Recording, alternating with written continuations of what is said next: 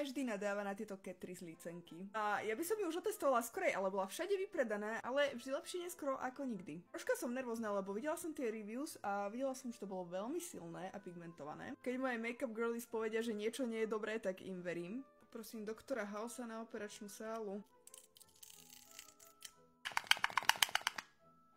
Could have been a little too much. Uvidíme.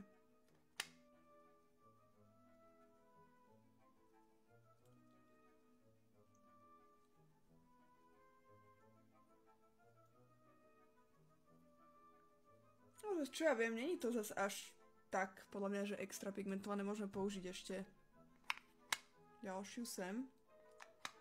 Toto bola moja chyba, že sa to takto veľmi otlačilo, lebo som to predtým strašne zbytočne presovala.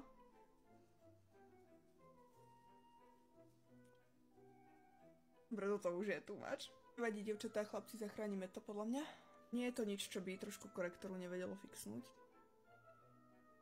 Dobre, myslím si, že v rámci možností sme to fixli. Úder tomu pomôže, že sa to celé vlastne zjemní. Toto je môj finálny look a moje final thoughts. Podľa mňa to nie je zlá licenka za tú cenu, ale môžete mať aj oveľa lepšie. Moje jediné odporúčanie je menej je viac a pracujte veľmi rýchlo.